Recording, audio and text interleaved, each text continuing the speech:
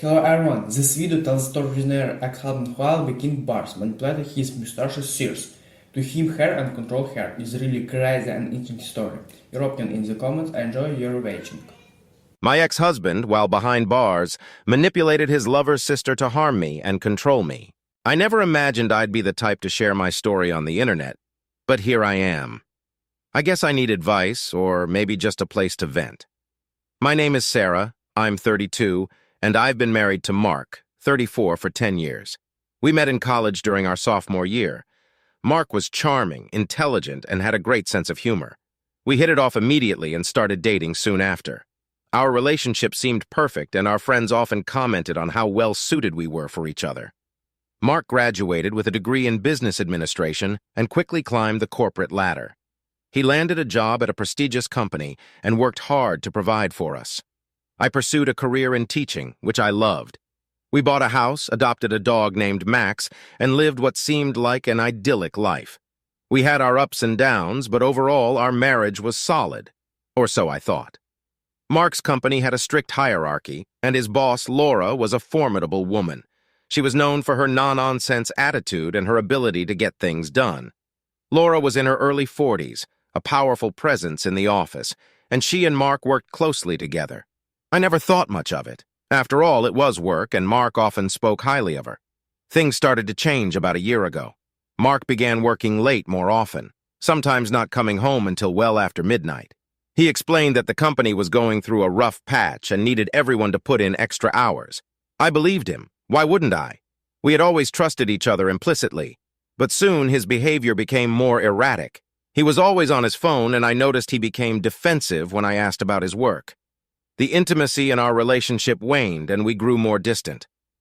One evening, while Mark was out working late, I decided to do some cleaning. I stumbled upon an unfamiliar shirt in the laundry, a woman's blouse. It was expensive, something I knew I hadn't bought. My heart sank, and a cold dread settled over me. I tried to rationalize it. Maybe it was a mistake. Maybe it belonged to a colleague. But deep down, I knew something was wrong. A few weeks later, while Mark was in the shower, his phone buzzed with a message. My curiosity got the better of me, and I glanced at the screen. The message was from Laura, and it was explicit. My hands trembled as I read it, realizing that my worst fears were true. Mark was having an affair with his boss. I confronted him that night. He didn't deny it. Instead, he confessed, saying it had been going on for over a year. He claimed he loved me, that the affair meant nothing, and he begged for forgiveness. I was shattered. My world, my trust, everything I believed in was crumbling around me. In the weeks that followed, I discovered more about the affair. It wasn't just physical, they had an emotional connection too. They traveled together for business, stayed in luxury hotels, and even had a secret apartment. Mark had been living a double life. One night, while I was trying to process everything, I received a call from an unknown number. It was Jake, a colleague of Mark's. Jake revealed that he had suspected the affair for months and had seen them together on several occasions. He told me he was worried about Mark's behavior and wanted to make sure I was okay. Jake became a confidant, someone I could talk to about the betrayal and my crumbling marriage. As I dug deeper, I uncovered more shocking details. Mark and Laura had been embezzling money from the company. They used their affair as a cover for their illicit activities, thinking no one would suspect a thing. I felt like I was living in a twisted soap opera. Not only had my husband betrayed me, but he was also involved in criminal activities. I didn't know what to do. Should I go to the authorities, confront Laura, try to salvage my marriage? Every option seemed overwhelming. I felt trapped in a nightmare with no clear way out. The betrayal, the lies, the deceit, it was all too much to bear. I was lost, and I needed help to navigate this mess. My mind was a whirlwind of emotions. I couldn't trust Mark anymore, but a part of me still loved him and wanted to believe that we could work things out. However, the more I uncovered, the more I realized that our marriage was built on a foundation of lies. In an unexpected turn of events, I received a visit from Detective Emily Roberts. She introduced herself as part of a special investigations unit looking into corporate fraud. Apparently, Mark and Laura's embezzlement had not gone unnoticed. The company's internal audit had flagged several discrepancies, and Emily was leading the investigation. She asked me what I knew about Mark's activities and if I had any evidence that could help their case. It was a surreal moment. Here I was, dealing with the personal betrayal of my husband, and now I was being asked to assist in a criminal investigation. Emily was professional but compassionate. She understood the emotional turmoil I was going through and assured me that they would do everything in their power to bring Mark and Laura to justice. Jake continued to be a supportive friend. He confided in me that he had his own reasons for wanting to see justice served. He had been working at the company for years and had seen how Mark and Laura's actions were affecting everyone. Jake had a younger sister, Lily, who had recently started working at the company. He feared that the toxic environment created by Mark and Laura would harm her career. With Jake's support, I decided to take a stand. I provided Detective Roberts with all the information I had gathered. The messages, the receipts, the evidence of their affair and embezzlement, it was all laid out for the investigation. Emily assured me that they were building a strong case and that Mark and Laura would face the consequences of their actions. Meanwhile, I tried to piece my life back together. It was difficult to face the reality of my marriage, but I knew I had to move forward. I focused on my work and leaned on my friends and family for support. Mark, on the other hand, continued to spiral. He became increasingly desperate, trying to win back my trust while also attempting to cover his tracks. One night, I received another unexpected call, this time from Laura's husband, Tom. He had found out about the affair and was devastated. Tom and I met for coffee to discuss the situation. He was a kind and gentle man, utterly blindsided by his wife's betrayal. We shared our pain, and in a strange way, it was comforting to know that I wasn't alone in this mess. Tom revealed that he had hired a private investigator to follow Laura. The investigator had gathered substantial evidence of the affair and the embezzlement. Tom handed me a file, thick with documents and photographs. It was more than enough to ensure that Laura and Mark would face legal repercussions. With all this new information, the investigation moved quickly. Emily and her team arrested Mark and Laura, charging them with multiple counts of fraud and embezzlement. The company issued a statement, distancing itself from their actions and reassuring employees that steps were being taken to prevent future misconduct. Mark's arrest was a turning point for me. It was the end of a chapter, but also the beginning of a new one. I filed for divorce, determined to reclaim my life and move forward. The process was painful, but it was also liberating. I realized that I deserved better, that I deserved to be happy and free from lies. In the aftermath, I continued to stay in touch with Jake and Tom. They became close friends, and we supported each other through the healing process. Jake's sister, Lily, thrived at the company once the toxic influence of Mark and Laura was removed. Detective Emily Roberts kept me updated on the case, and I found solace in knowing that justice was being served. Just as I started to feel that things were settling down, I received a shocking call from Tom. Laura had been in a terrible accident. She was driving home late at night when her car veered off the road and crashed into a tree. She was rushed to the hospital in critical condition.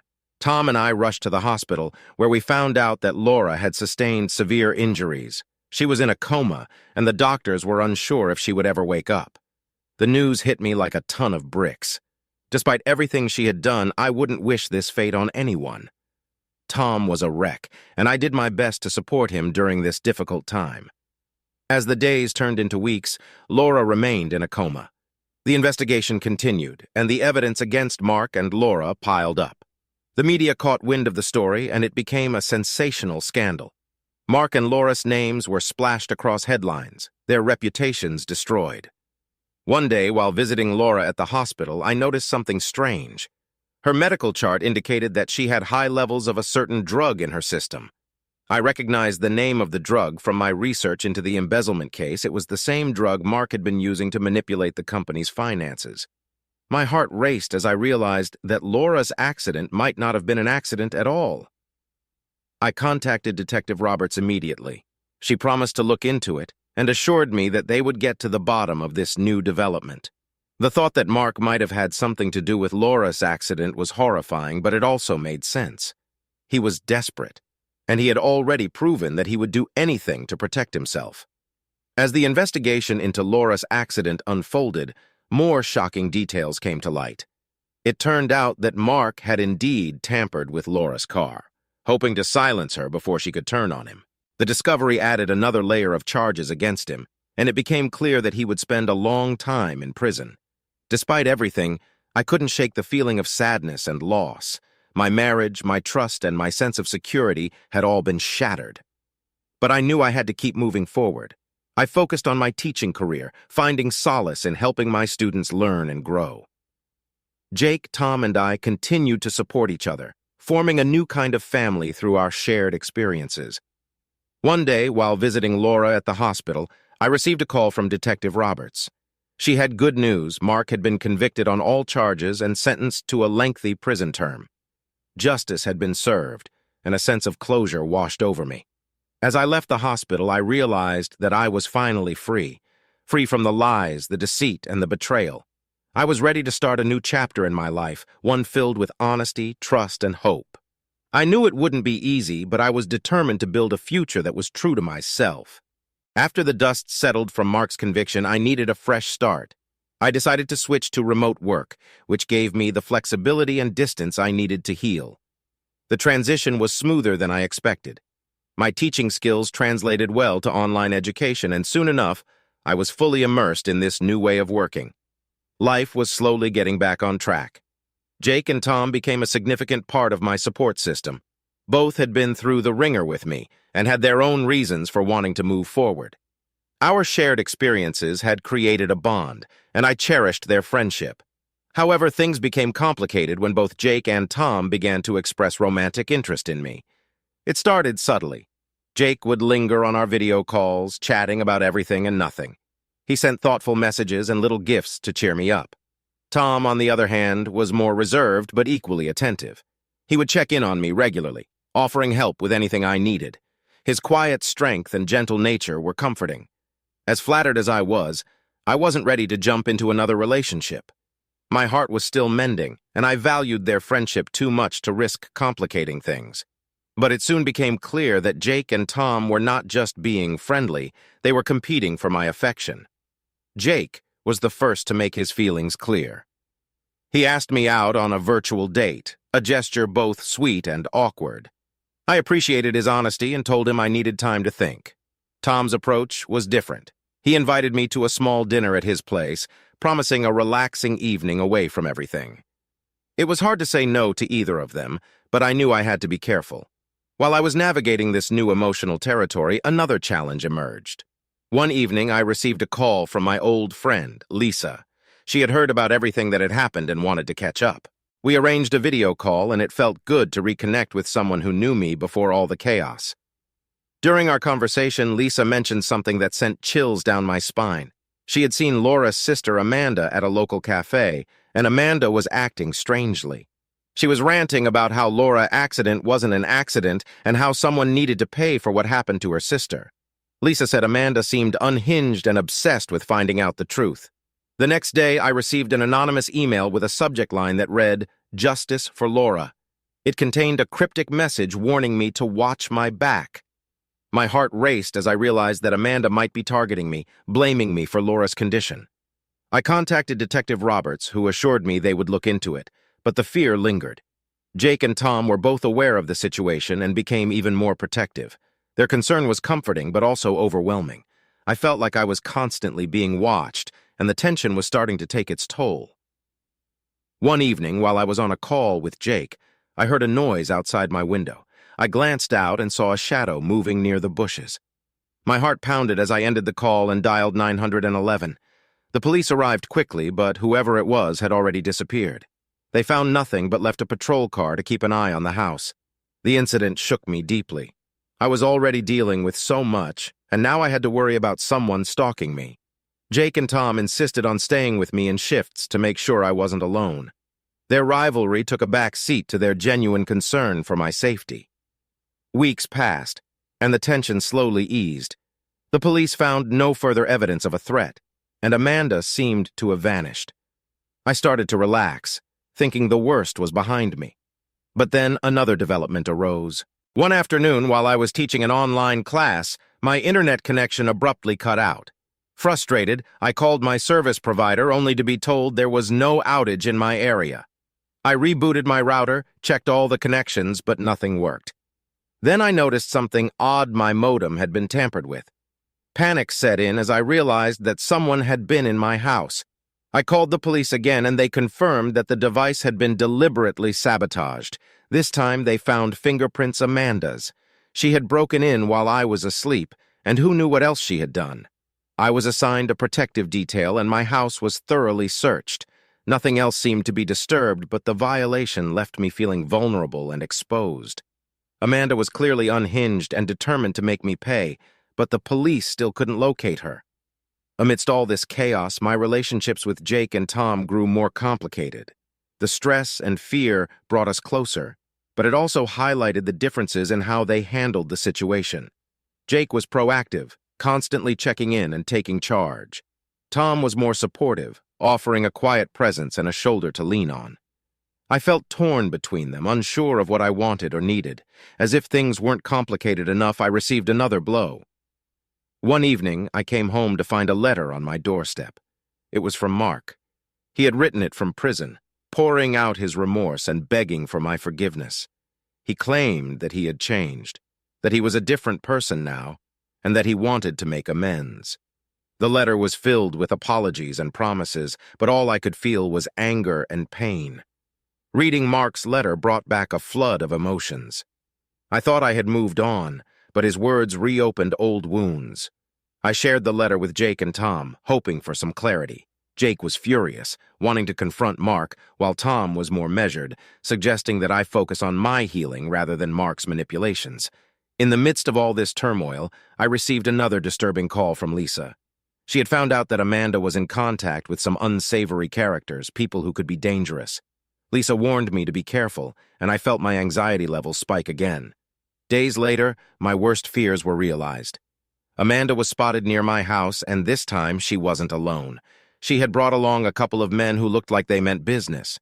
The police were called immediately, and a chase ensued. They managed to catch one of the men, but Amanda and the other guy escaped. Interrogating the captured man, the police discovered that Amanda had hired him to scare me into confessing that I had something to do with Laura's accident. It was clear that Amanda was losing her grip on reality and becoming more dangerous by the day. Detective Roberts advised me to stay with someone else for a while, so I moved in with Jake temporarily. Tom wasn't thrilled about it, but he understood the necessity. Living with Jake was both comforting and stressful.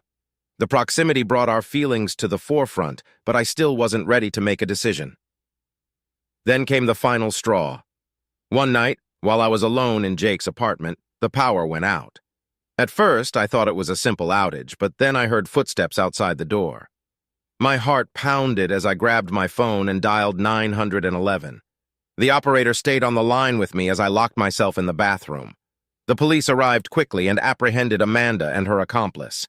She had broken into the building's electrical room and cut the power, hoping to scare me into leaving. The terror in her eyes was palpable as they led her away in handcuffs. She screamed that I had ruined her life and that I would pay for what I did to her sister. The ordeal left me shaken but also relieved. Amanda was finally in custody, and I could start to breathe easier. The police assured me that she would face charges for her actions, and I hoped this would be the end of the nightmare. With Amanda behind bars, I tried to rebuild my life once more. Jake and Tom continued to support me, but their rivalry became more apparent. I knew I had to make a decision, but I was still conflicted. Both men had been there for me, but in different ways. Jake was passionate and proactive, while Tom was calm and steady. One evening, while having dinner with both Jake and Tom, I decided it was time to address the elephant in the room. I thanked them both for their unwavering support and explained how much they meant to me. I also told them that I needed more time to figure out what I wanted, and I hoped they would understand. Jake looked disappointed but nodded in understanding. Tom, ever the gentleman, offered a reassuring smile.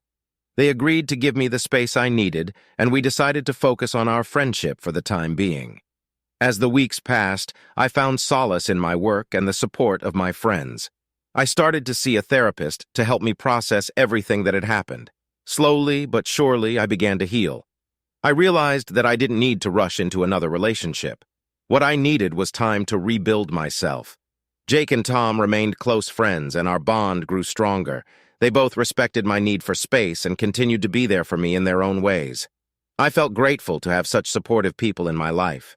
Then, just as things were starting to settle down, I received a call from Detective Roberts. She had some startling news. During Amanda's interrogation, she revealed that Mark had been orchestrating everything from prison. He had been manipulating Amanda, feeding her lies about Laura's accident, and pushing her to target me. Mark's twisted plan was to create enough chaos to force me to reach out to him for help. He wanted to control me even from behind bars. The realization that Mark was still trying to manipulate my life filled me with a mixture of anger and fear. Detective Roberts assured me that they were taking steps to ensure Mark would face additional charges for his actions, but the damage had already been done. I couldn't believe that Mark's influence had extended so far. It was a harsh reminder of the toxic control he had wielded over me for so long. I knew I needed to take back my power and reclaim my life fully. I decided to take a break from work and travel for a while. I needed to distance myself from the chaos and find a sense of peace. Jake and Tom supported my decision, and we promised to stay in touch. I set off on my journey, visiting places I had always wanted to see and spending time reflecting on my life. During my travels, I met new people and experienced new things. I started to feel like myself again, free from the shadows of my past. I realized that my happiness didn't depend on anyone else but me. I had the strength to move forward and build a life that I wanted. Months later, I returned home, feeling rejuvenated and ready to face the future. Jake and Tom were waiting for me at the airport, their smiles lighting up the room. I hugged them both, grateful for their unwavering support. As we drove back to my place, I felt a sense of closure. The past was behind me, and I was ready to embrace whatever came next. I knew there would still be challenges, but I was confident in my ability to overcome them. One evening, while we were all having dinner together, I realized something important. My journey wasn't just about finding love or moving on from my past. It was about discovering who I was and what I wanted from life. I had grown stronger, more resilient, and more determined to live on my own terms. As I sat there, surrounded by friends who had become family, I felt a deep sense of gratitude. The road had been long and difficult, but I had come out the other side stronger and wiser. I knew that whatever the future held, I was ready to face it with courage and grace. And so, my story continues. It's far from perfect, but it's mine. I've learned to cherish the moments of joy, to find strength in the face of adversity, and to always keep moving forward. Life is unpredictable, and the twists and turns can be challenging, but they also make us who we are. As I look ahead, I know there will be more challenges, more surprises, and more opportunities for growth. But I also know that I have the strength to face them, surrounded by people who care about me and support me, and that, more than anything, gives me hope for the future. Hello, is really amazing and interesting story. What do you think? Write comment, put likes or class of channel, Instagram and Discord. Good luck!